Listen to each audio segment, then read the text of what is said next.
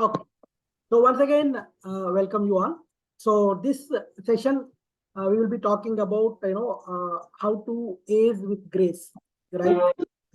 And the intended audience for this session is basically people who are above 50 years and probably who have already retired or who are going to retire soon, or maybe the people who are homemakers but feeling some kind of emptiness in their lives, right? So we will see why some people feel that emptiness in their life, right, after certain age, right? So let's move on. And I know, we, we have people joined from different locations of, this country, right? So maybe if you can just type, in your chat window from which location you are attending, that would be helpful. And I am from Chennai. Okay, so we have, from Pune, we have from Chennai, Pondicherry. All right, yeah. So while other people, let us know their location. I'm Vijay Kumar Pita. I'm, a life transitions coach as well as a corporate trainer.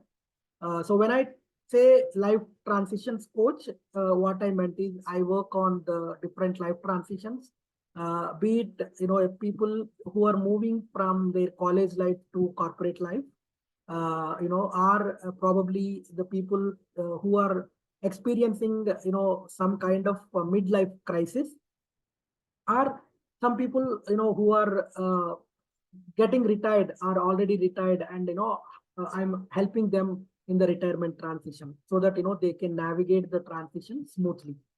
And also I work on some kind of relationship transitions, especially the people who are having, who are bachelors and getting into the married life, or people who are married and they're getting into, they're getting kids, right? So there are, many people who are, having some kind of anxiousness, right, when they want to move from one transition to other, or one stage to other, right? So that is where I help them.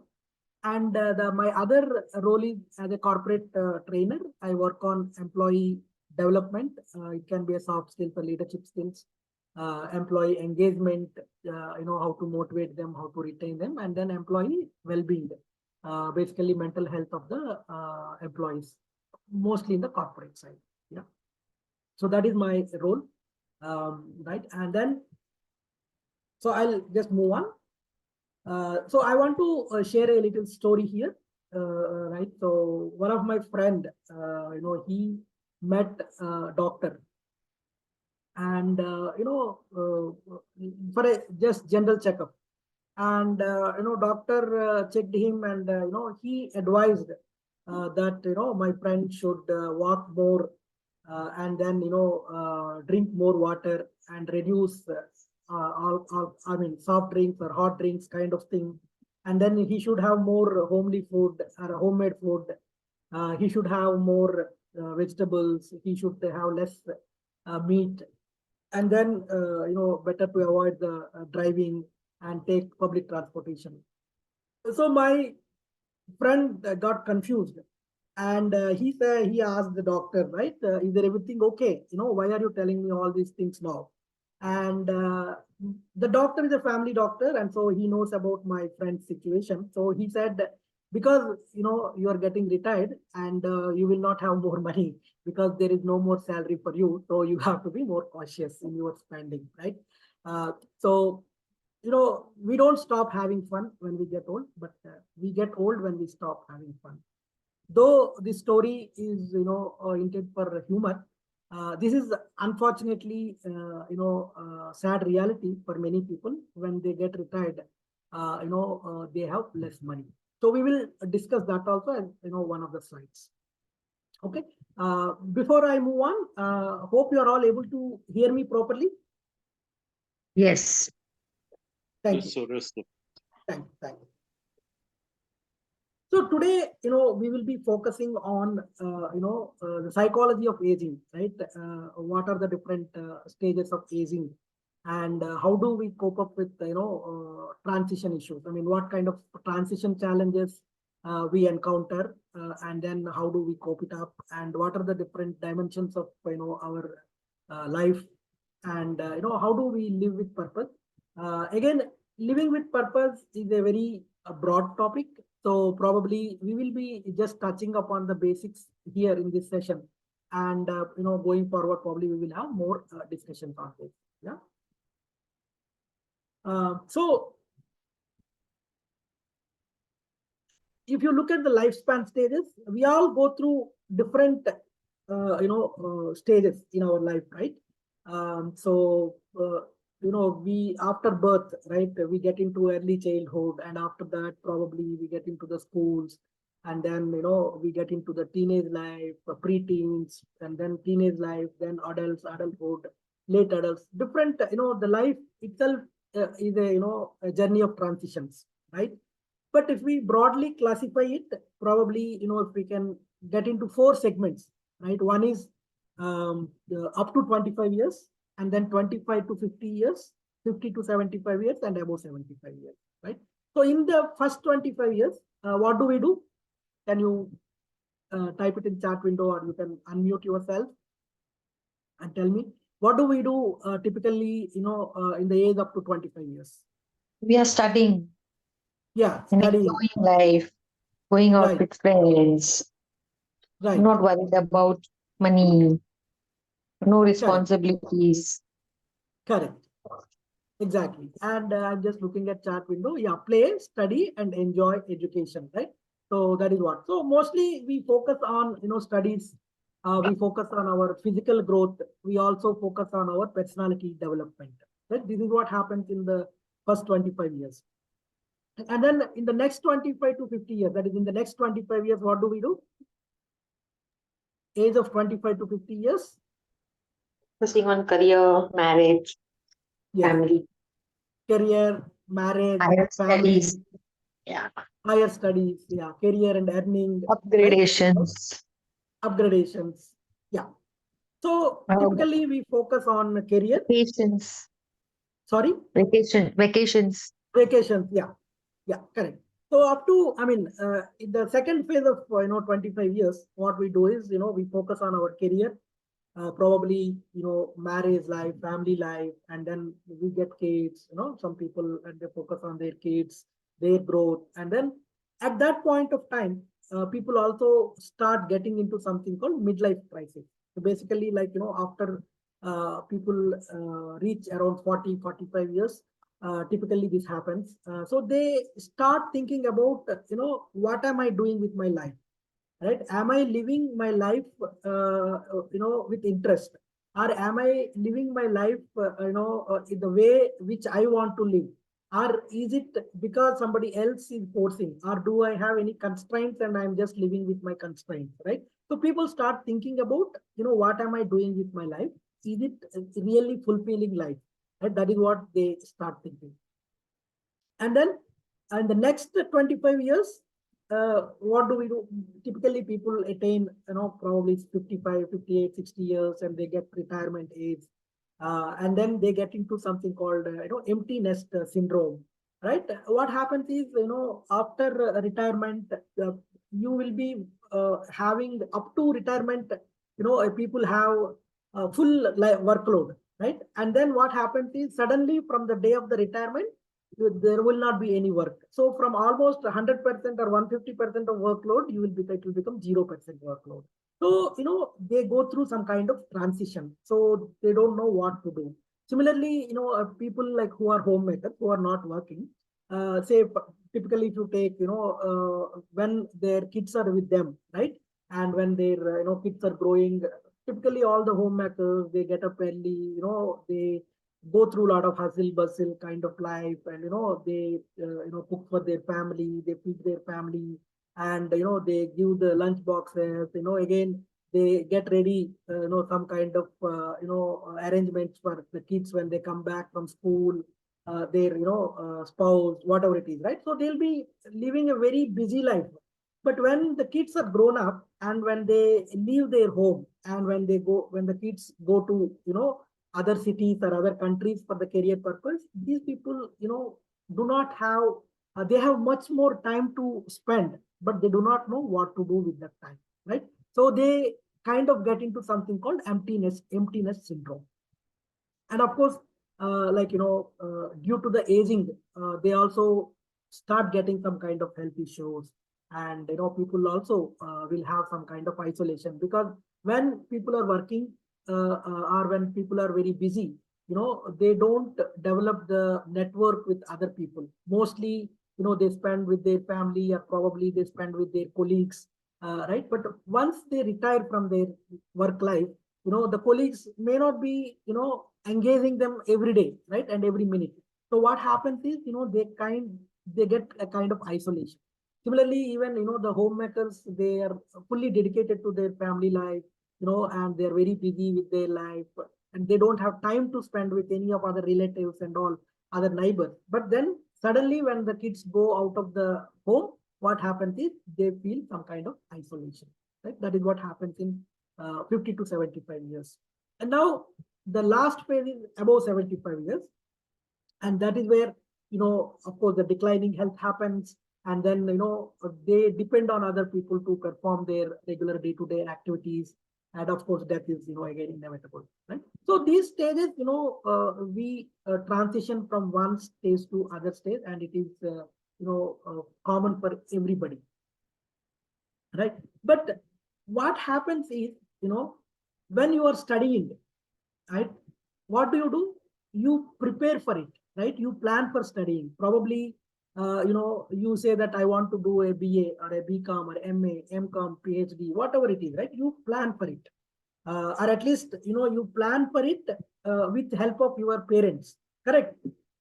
And again, when you go to 25 to 50 years, again, you plan for your career. What do you want to do in your career, right? Whether you want to become a teacher, doctor, or engineer, or accountant, whatever it is, right? And then so you plan. And similarly, you plan for probably your promotion. Though you start your career as a very, fresher in the organization, right? You will have some kind of plan saying that probably I want to become a manager or a leader or a CEO, vice president, director, whatever it is, right? So we have some kind of plans, made in the first two stages of our life. Unfortunately, we don't prepare well. We don't do any planning for third stage of life, which is 50 to 75 years, right? So that is where the transition becomes a little difficult in that age. So even when we refer to our ancient literature, Indian ancient literature, there are like 4 different stages defined. Brahmacharya, right, which means it is a student life. Grihastha means a family life. Vanaprastha is basically understanding our own self, and trying to become more spiritual and self-actualization kind of thing. And sannyasa is the last stage where sannyasa means giving up, right? And so we give up all our luxuries and everything, and then we ready to reach abode, right? So that is what is called sannyasa.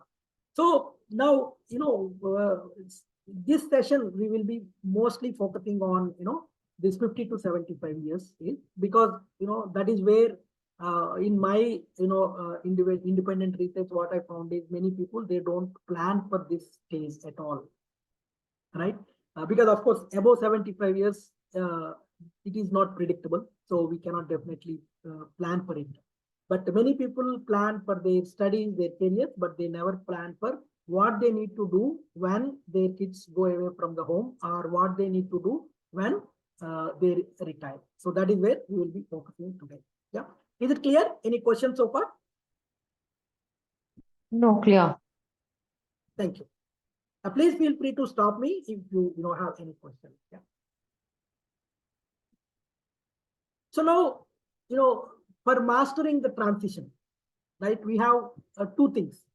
One is things which are we cannot control, right? What we cannot control basically is our aging process, right? We cannot control our aging process. We cannot control our genetics. We cannot control our existing medical conditions. But definitely we can control some things. What we can control? Can anyone tell me? What are the things which are in our control?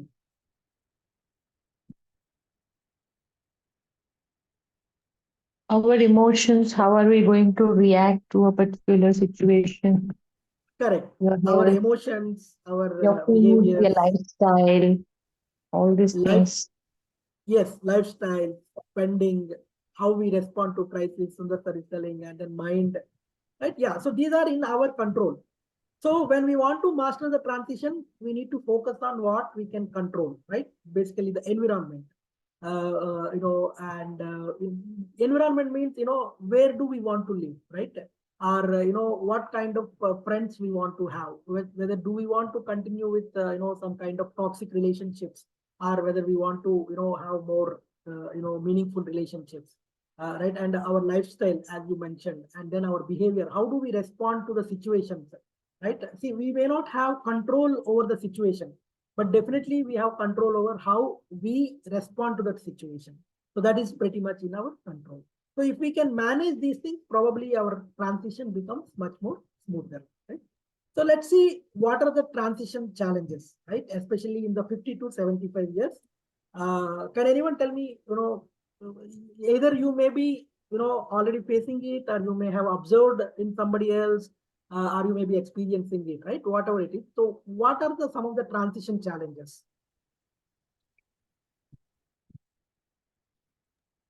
This is 50 to 75,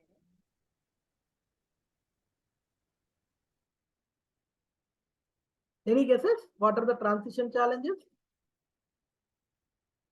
Okay, Joseph Balaji is saying lot of time. Yeah, so lot of time we have, and challenges in family, planning for retirement. Yeah, yes.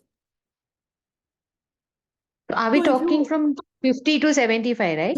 yes, correct. Yeah, 50 to 75 years. So What are the basically, typical transition? health issues, Yeah, health issues, illness, people may be having financial financial issues. Yes, issues, then nobody to share. If your partner yes, is not, kind of depends. isolation. Yeah, Yes. And no freedom to move easily the way we used to move when we were in 20s and 30s. correct.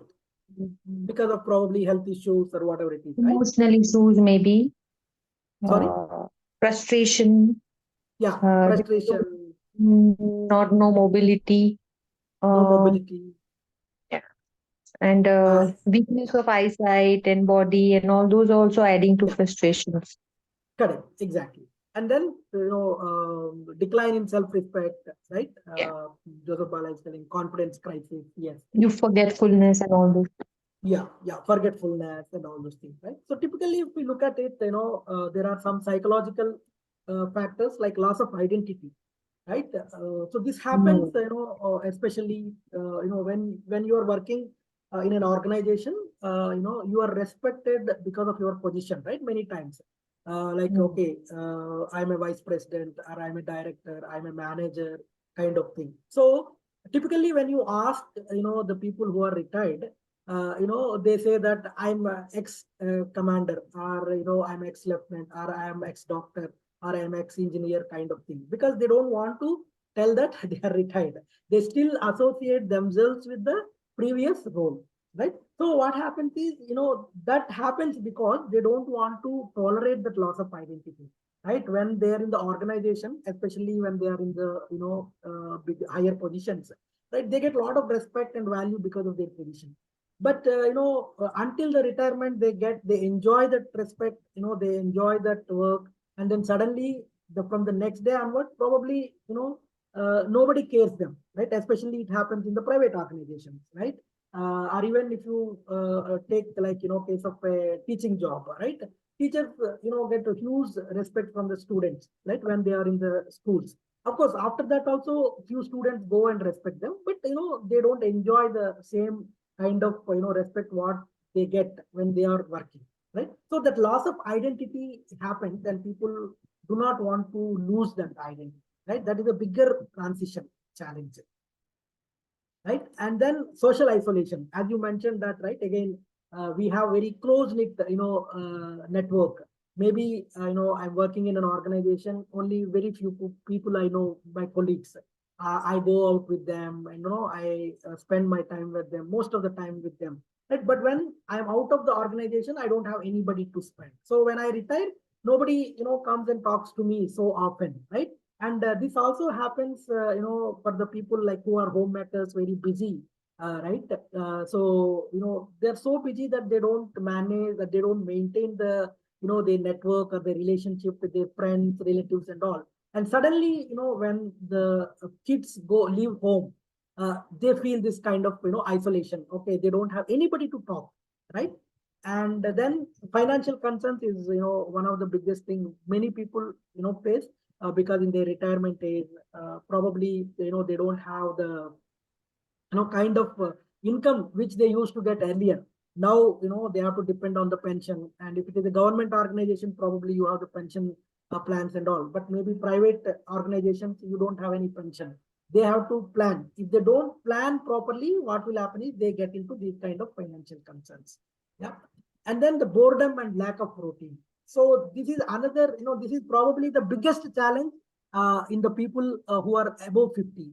See, what happens is, when I, during my research, I interacted with many people, right, in this age group. So what they do is, when I ask them, okay, after retirement, what you want to do?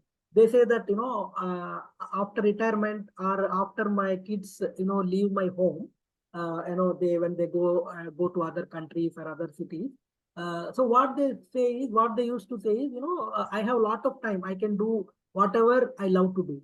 Then I asked them the question, okay, what you love to do? Then they said, okay, I want to walk. I like walking. I want to walk. I spend with, my grandkids. Or, they say, I love reading. I read books. I used to ask, okay, fine. All those things are good. But see, now you have at least, 12 hours with you. Say, assuming that 8 hours you sleep every day, and remaining 4 hours probably for all your other things, and 12 hours solid you have in your hand. Now, do you think that all 12 hours you can walk? You cannot walk, right? Though you want to spend time with your grandkids, probably they may not have time to spend with you because they have to go to the schools, they have to go to the colleges, they have to go to the companies, whatever it is, right? So that is also not possible. And can you read books for 12 hours? No, that cannot be done. So that is where the problem comes, right? People think that, okay, when I retire, I do whatever I love to do, but they don't know exactly what they want to do in the retirement phase. So that is what happens is, like, when they don't have anything to do, they get into some kind of boredom, right? And that happens because they don't have any routine. When they are going to organizations, when they're going for work, they have a very structured routine. Similarly, when a homemaker, the kids are at home, they have a very structured routine, more or less. Every day, you can easily see them doing the same thing. But once that space is gone, they don't have any structured routine, and they get into a lot of boredom issues. Yeah. And then the other one is physical and physiological. That is your, health, your environment, everything, right? Everything changes as with the age. So these are, typical transition challenges people face in the 50 to 75 years. No. Is it clear? Can we move on? Any questions? Yes, please. No. So now, Bronnie Ware, she is basically a nurse in United States of America. So she used to work as a nurse, and she used to serve the terminally ill patients. That means people who are about to die, right? They are in the last phases of their life. So she used to serve them. So she was doing this research, and she was asking these people who are terminally ill. She asked, what are your life regrets, right? So everybody used to tell her a lot of stories, and a lot of information they used to give, and she compiled all that information, and she came up with top 5 regrets of people. Can you guess what are those top 5 regrets? When people on deathbed, right, or when people are about to die, right, they think that these are the things which I wish I would have done it. I wish I could have done it, right? So what are those things? Maybe I sacrificed my own wishes Correct. and I didn't do what I sacrificed wanted to do. my own wishes and I worked for others, right? To Uh, fulfill others' wishes. Yeah. Anything else? I didn't spend enough money I had in hand. Yes, I didn't spend enough money. I didn't see the world. I didn't see the world. Yeah. Okay. So she found that, I wish I had the courage to live a life true to myself, right? Just like as you said, right? I have not spent my life in a meaningful manner, right? Maybe I wanted to, express something, but I could not express. I didn't have I didn't have courage to express my feelings, right? And some people said, I worked so hard. I even, neglected my family, but then probably, I wish I hadn't worked so hard, right? And then, I wish I had stayed in touch with my friends. Many times what happens is, we ignore, or probably we don't remember our childhood friends. Probably, I wish I had spent more time with my friends, right? And then I wish that I had let myself be more happier. I wish I had done what I love to do, kind of thing. So these are the top 5 regrets people have when they were about to die. Why I'm saying is, probably every one of us, right, go through these kind of regrets if we don't live with our purpose, and if we don't live the way we wanted to live, right? Okay, so let's go to the, let's look at a beautiful video which really depicts, this stage of 50 to 75 years, right? What happens? Let me share that. Just let me know if you are able to listen to the sound.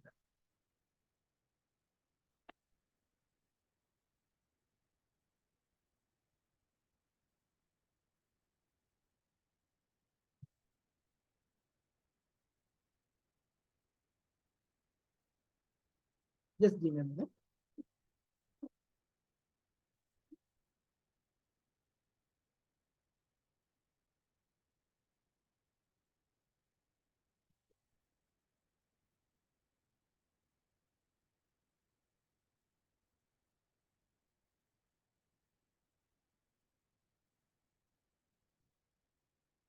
Can't listen to the music. Do the share sound in the settings. Na? Box is Ah, empty.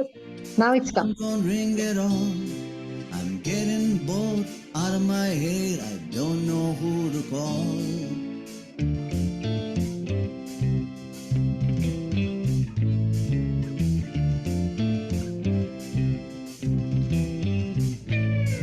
My woman, she don't talk to me. She just shuts the door. Can you see I'm working now? Come back after 4. Make yourself useful, honey. Get me a cup of tea. Hang around and do something until I'm done and free. My mailbox is empty. Phone don't ring at all. I'm getting bored out of my head. I don't know who to call. Voice breaking, sir. Nothing is here. My son is hooked on internet, locked up in his room. When he wants or needs something, he talks to me on Zoom. Even my dog don't look at me, won't even give me a bark. Only time she comes to me when she gotta go for a walk.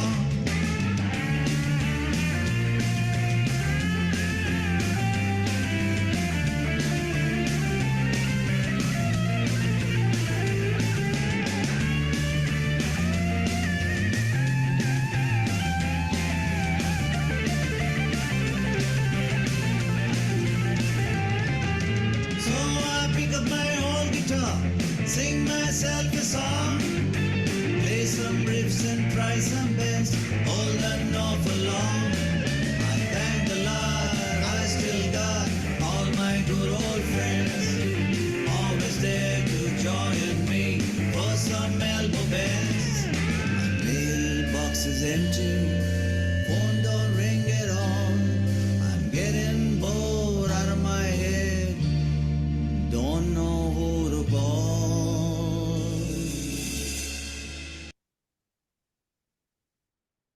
that?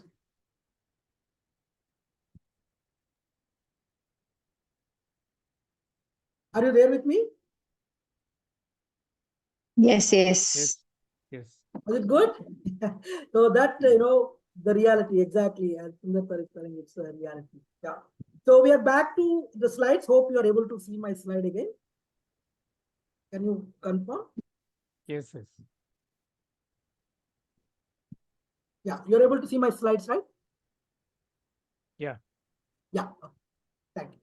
So now, we talk about the big transition dip, right? This is what happens, when we get retire or when our kids go out of our house and they settle somewhere else, right? So we are so busy till that day, and then probably we have a lot of time to spend with us. We have a lot of time in our hand, and first few weeks probably it will be very we will be enjoying that freedom, right? Because we don't need to get up early. Typically if you take a homemaker, probably he or she gets up so early, around 4 o'clock, 4:35, and then starts preparation for breakfast, lunch, dinner, whatever it is, and so busy. Similarly, people who go to the work based on their office timings, they get up early and probably they sleep late. So suddenly when you get a lot of time in your hand, we enjoy that freedom, right? But what happens is, because we don't have the regular routine, probably after enjoying it for like a couple of weeks or maybe maximum 3 months, then slowly we get into some kind of dip, and we don't know what to do. A lot of frustration happens, a lot of boredom, and then we get into some kind of this dip, right? The low point, right? That is where one needs to really ensure that that person is motivated, so that he or she can come back to the happy point. Otherwise what happens is, if we are not bringing them from that particular depression point, they get into a lot of health issues, right? So I can tell you, even from my personal experience, my father used to be headmaster. He was so busy, until the last day. And then, once, he retired, what happened is, he didn't have anything to do, right? Because of course we are settled somewhere else and he was staying in our native place. And, of course he was doing little bit of, physical activity to go to the farm and all, but, not on a daily basis. And unfortunately, he didn't have the reading habit also. So what happens is, he completely stopped using anything related to the brain activity, except the regular routine stuff, right? So what happens is, he got hit with Parkinson's, right? Because our brain works in a mode whether you use it or lose it. Only when we keep our brain active every day, it will become more and more active. But the moment you stop using your brain, right, and if you just leave it to our autonomous system, right, then what happens is we lose our brain functioning. So he got into that kind of Parkinson's, and slowly, of course, his health declined, and he passed away now, right, a couple of years back. So what I'm telling is, this is very important that we need to ensure that person moves from this low point to the happy point. And that is the reason why I want to conduct these sessions for the age group of 50 to 75, so that at least we will share our ideas, and we will share our thought process, and we can keep ourselves active with a lot of activities. Yeah. So now, how do we ensure that person moves from this low point to happy point? Is basically by living with purpose. So what is purpose is, everyone needs to have a good reason to get out of the bed in the morning, right? That is the purpose, right? See what happens after retirement, you don't have to go to office, or you don't have to get up early to do something, right? So now what happens is, you don't get up from the bed.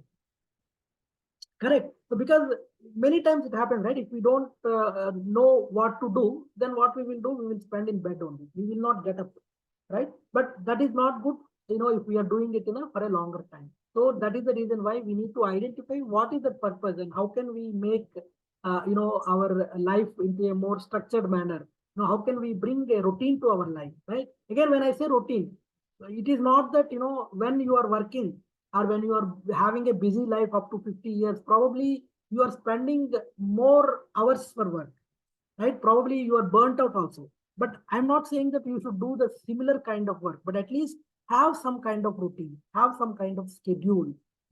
That's that is how you will be able to, live with purpose. So we will see, right, how to find out that what I can do. Right now I'm retired, what I can do. Now my kids are gone, what I can do. Let's see, right? So again, like some of the health benefits of having purpose is when we start hitting like 60s and 70s, we get into a lot of Alzheimer's, depression, stroke, and all those things. So if we are living with purpose, these issues will be delayed. I'm not saying that completely we will eliminate these things, but probably these issues will be delayed. So instead of getting a Alzheimer's disease at 55 or 60, probably you will be getting it 70 or 75, right? Because you are keeping your mind and body in an active state.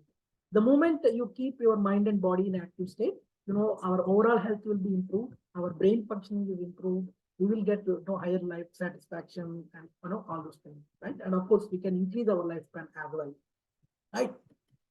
So now I will give you, three, what you call, can be tools. I can say three tools I will give you, which you can use it to find, your purpose. Okay. So the first one is wheel of life, right? So what is the wheel of life is, we have different dimensions in our life, right? We have, career life, we have family life, we have, friends, society, fun and hobbies. We have different dimensions in our life, correct? So what I want you to do is maybe, you can take a paper or think about it mentally, right? Where are you? What is your current state?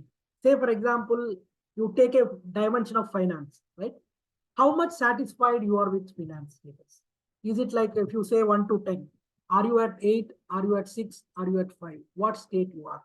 Similarly, if you take a career, what state you are, right? You at 5 or 6 or 9 or 10, right? So what I want you to do is maybe if you can take, around 5 minutes and see if you can just draw, this circle and see where you are, mark it, right? So you can mark like this, right? Like say here in this particular example, somebody is saying, they are very much satisfied with finance and career, but probably they are not satisfied with family because they're spending more time in career, right? And probably health is average, right? And then friends, they're not spending any family friends life. I mean, they're not having many friends, and then they're not getting time to spend with friends, right? So you can also draw something like this, on this wheel of life, right? This is about your current state. Yeah, can I give you 5 minutes? You can work on it.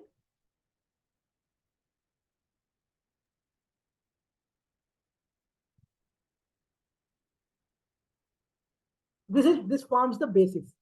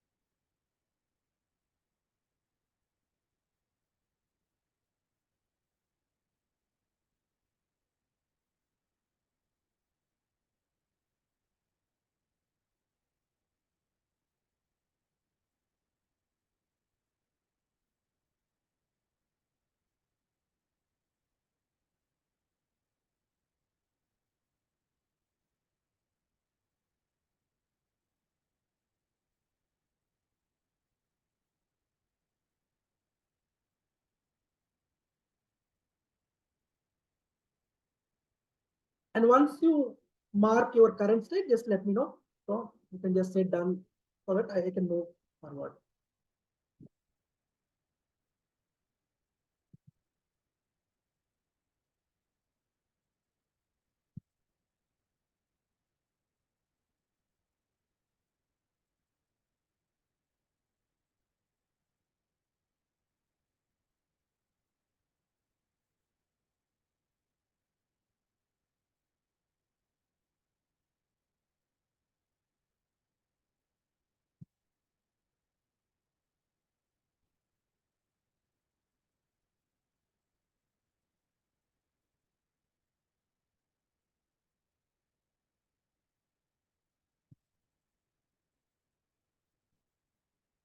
Again, this is only a starting point. You don't need to really think too much about it. Whatever comes to your mind, about current state, then we can refine it further.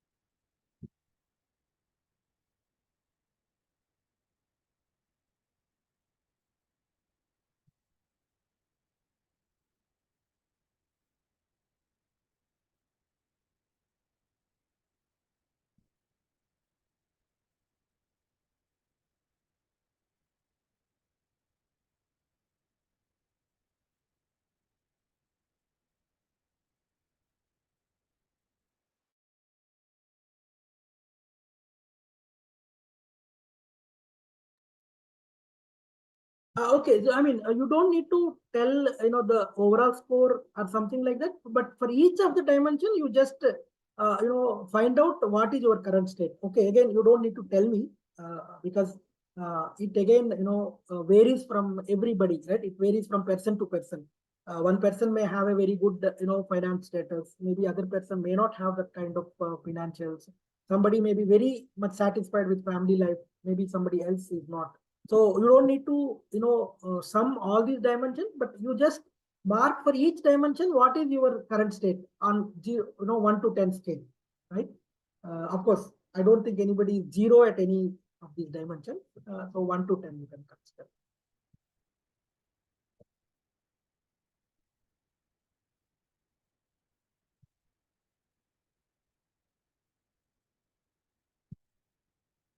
Yeah, last minute.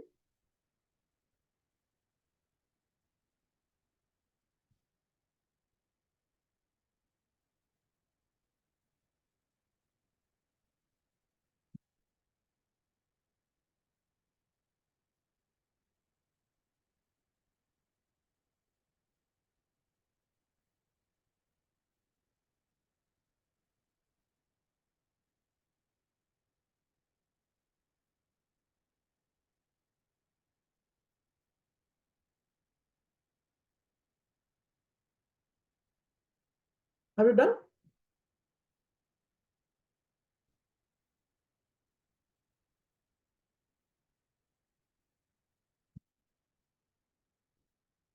Okay, so in the interest of time, I'm just moving on. But even if you have not done, you can think about it and write mark your current state on each of these dimensions. Yeah, we will be using it again in future slides. Okay, so let me just move on. Right? Yeah. So this is how you mark each of these dimensions. Yeah. Okay. And then I will also give you something called Maslow's hierarchy. Maslow is a famous psychologist, and he has come up with this theory saying that everybody has the basic needs, which we call it as a physiological needs. That means we need the food, we need shelter, we need clothing, sex, sleep, warmth. These are very basic needs of human being. So only when these basic needs are met, we go to the next state where we look for job safety, we look for financial safety, we look for social security, we look for health and other things, right? But unless the physiological or basic needs are met, we will not even think about job safety. For example, if you don't have a food to eat today, you will not obviously think about how can I ensure my financial security, right?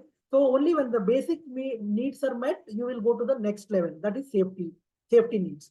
So once the safety needs, like your job is safe, you have enough finances, financially stable, you have social security, then you think about the friendship, the family, relationships, and all those things. So once the safety needs are met, we look for the love and belonging. And once the love and belonging needs are met, then we look for okay social status, right? That is where people look for okay, uh, I want to get promotion because I get good respect in society, right? If I say I'm a manager, I get good respect in my neighborhood, kind of thing, right? So this gives you more confidence, self-esteem. You look for recognition, and respect from the society. Once these esteem needs are met, then you will look for the self-actualization. What is self-actualization is when, all your physiological and basic needs are met, when your safety needs are met, when your belonging and love needs are met, when your esteem needs are met. So at that point of time, right, you think for a bigger purpose. Okay, why am I? What am I doing? Why am I doing? Right? Is my life fulfilling? Right? And what I need to do to grow in my life. Right? When I say grow, it doesn't mean just a promotion. Right? It is more self-development kind of thing. How can I be more creative? How can I be more accepting my life? How can I accept others? Right? Kind of thing. So it's basically to try to understand what is my true self. Right? That is what happens when you have that midlife crisis. And we discussed about the midlife crisis, right? So at that point of time, you start thinking about these things. That is what is called self-actualization. So what Maslow says is, if a person, a person should be, doing what he is supposed to do. That means, like, if a person has innate music talent, the person should play the music. If a person has innate talent for art, that person should do the art. If a person has innate talent for dance, that person should do dance, right? That is what he says, self-actualization. But unfortunately, what we do is when we, start our, schooling and all, we have a lot of pressures from our parents, and parents give guidance.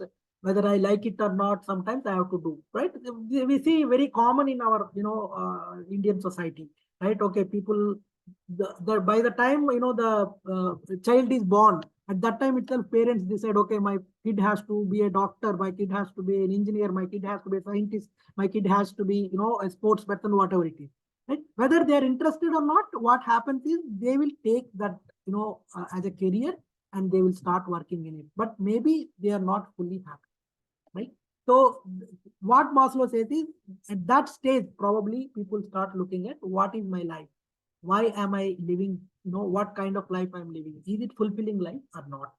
Right? So again, you also can think about, which stage you are here. Whether are you in a basic stage, are you in a safety stage, are you in a love and belonging stage, are you in a esteem stage, or are you in a self-actualization stage?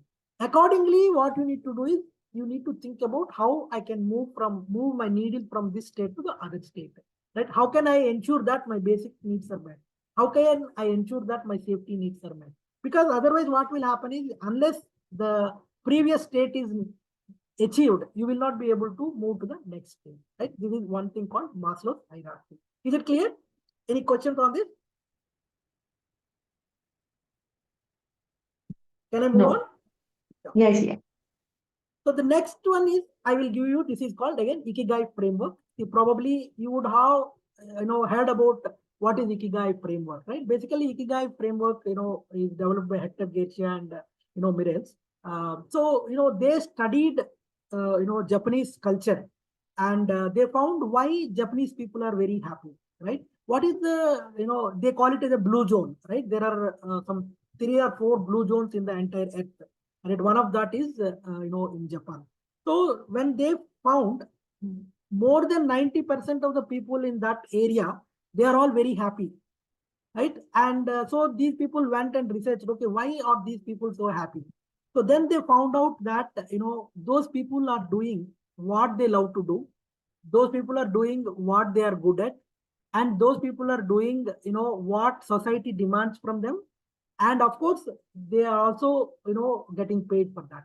So when you are doing what you love, and when that particular kind of activity, whatever you love, if that is helpful for the society, and you are good at it, and you can be paid, that is called sweet spot.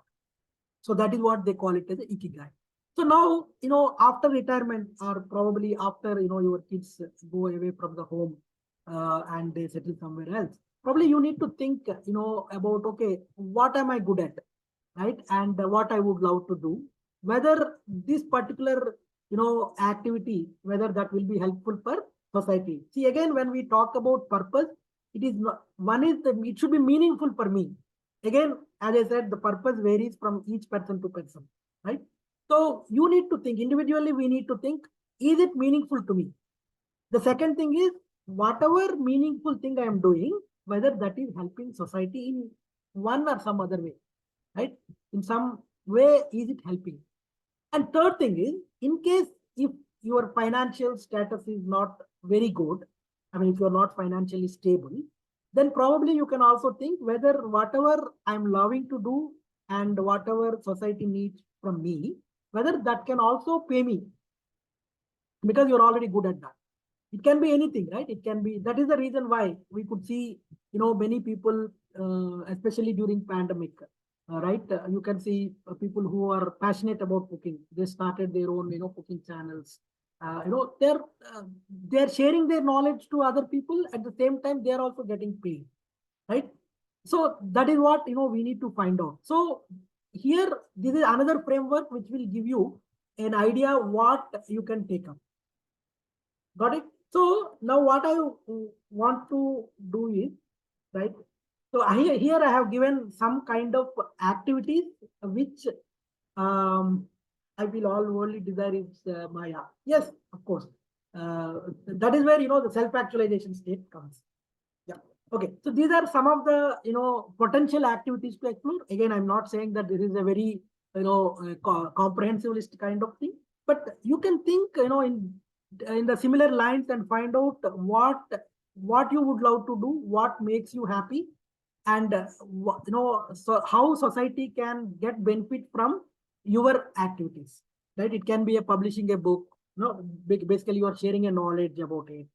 You can become a consultant, in whatever field you are good at, and you can become a non-profit organization. You can do volunteering, or if somebody is interested in travel, probably you can go and explore the world. And if somebody they want to go for temple tours, they can go for pilgrimage.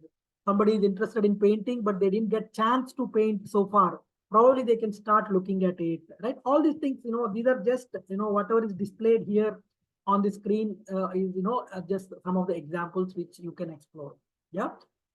So now what you need to do is this is where the crux of this session, right?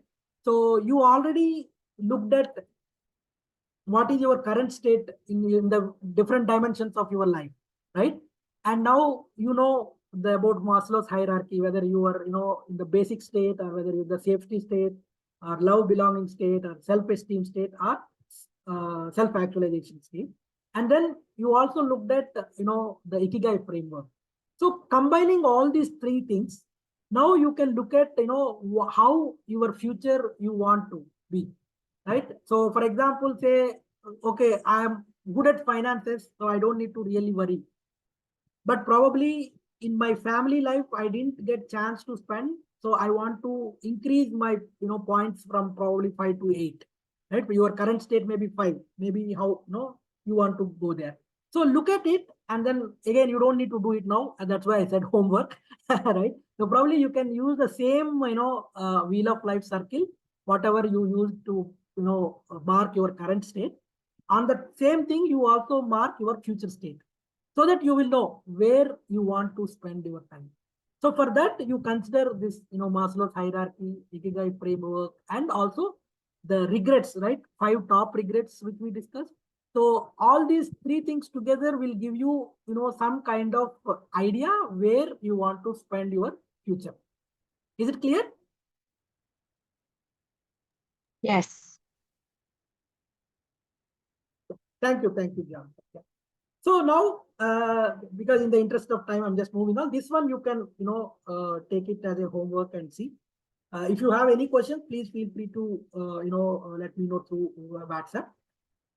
Right. So here I would like to play one more video. Right. Very interesting video.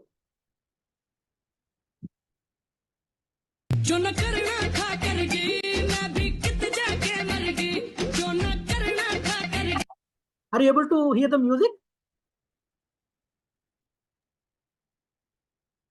Yes. Are you able to listen to the music? Okay.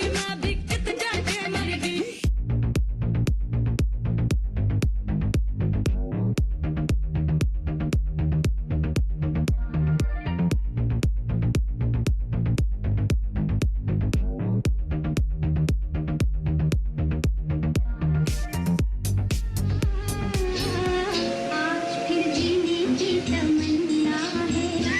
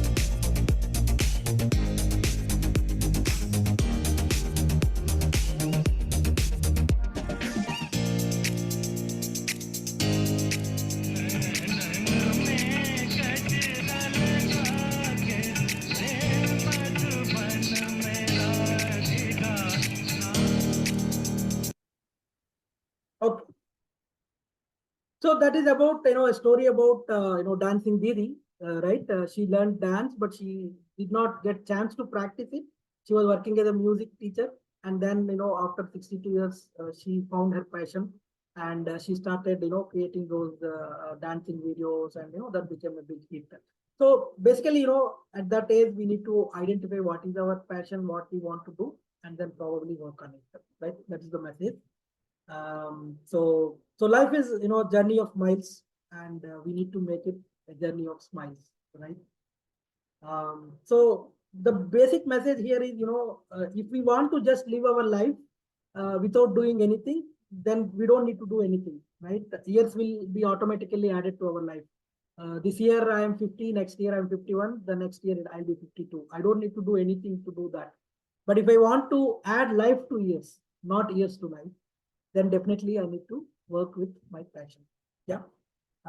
So please take time to do what makes you truly happy, right? That is important. And in terms of what next, right? I have created this group, and it is a journey, right? I'm not just stopping here. So we will be, WhatsApp group will be active. If anybody wants to be there, please feel free to be there. If you want to exit, it's also fine, right, based on your interest. But my idea is to, conduct at least one free session per month, because I don't want to overwhelm you with a lot of sessions also. Because while registering, I found a lot of people want to know about, healthy lifestyle, or they want to know about the retirement planning. They want to know how to sleep happily or peacefully. They want to know about, some kind of relationship issues, how we want to interact with Generation Z, kind of thing. So what I thought is maybe, monthly we can conduct a free session, one free session per month. Of course, I am not expert in all these topics. Definitely, I can take few topics from these, but I depend on other people to conduct these sessions. I know some of my friends who can take up these sessions. At the same time, if any of you can take up these sessions, please feel free to let me know, so that you can take up that particular session, which will be helpful for the entire community. Yeah. So with that, I just let me see Sundar. Yeah, I think Sundar is logging now. Thank you. So with that, we will be coming to end. Just I want to play one small video for a happy living. It's just 2 minutes. I woke up one day about age 45 and I realized I had a theory of Are you able to hear the voice? Are you able to hear the voice? happiness, which was completely flawed. My theory was if I work really hard and I am really successful, people will, give me a lot of recognition and reward and I'll be happy. And I realized where that happened. It started happening in school. Every time I got good marks, the teacher smiled and my mother gave me a hug. Every time I didn't get good marks, there were frowns. So like an obedient dog, I tried to get good marks. Then I went to join the company. Every time I did some good work, boss was happy, gave you a raise, a promotion. Every time you didn't do it, you got a kick. So you're trained. Okay. So you get on this treadmill. The problem is, like an alcoholic, you need to drink more and more to get the same high. And one day you wake up and you say, man, how long can this continue? I'm no longer enjoying this. I'm no longer happy. So I spent 10 years reading about the literature from different religious faiths. I went to counseling to understand this issue of happiness. First of all, happiness has nothing to do with success or achievement or what you have in your life. We all know people who have everything and are miserable. We all equally know people who have nothing, but they're always smiling. So it's an attitude.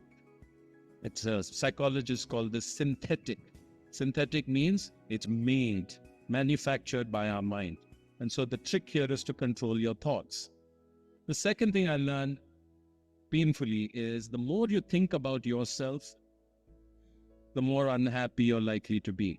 The more you lose yourself, the more happy you are. So you can only be happy if you forget about yourself.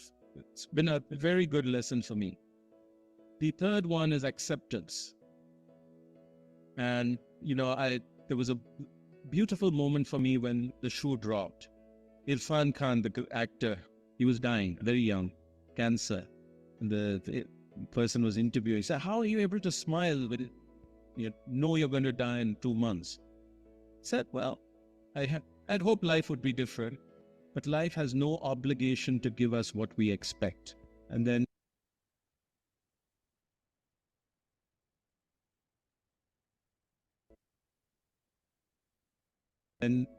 I put that with Dalai Lama, who said, happiness comes from liking what we have rather than having what we like. Okay? So this is very hard for me because I used to think, yeah, I wish I were a big CEO of a big company like Satya Nadella at Microsoft. Okay? Why have I not become that? And I used to go a little crazy. Then I realized, life has not turned out too badly for me. So let's be grateful for that and enjoy that. So cultivating this acceptance is very, very important. And the final piece around happiness is relationships. Loneliness is the biggest driver of unhappiness. And the more we are connected with each other, the happier we are. Yeah. So most of the happiest people in life are the givers and not receivers. Means, if we start trying to give some kind of, contribution back to the society, then definitely you'll be more happy. With that, thank you so much. Thank you for attending, and thank you for your time today. So, any questions? Yeah, I will share the recording. So thank you, sir. Thank you, sir. Thank you so much. All right. So if you don't have any questions, can we wind up? Yes, sir. Yes, sir. Yes, sir. Sure. Thank you. Take care. Bye. Thank you. Thank you for the wonderful session. Thank you, sir.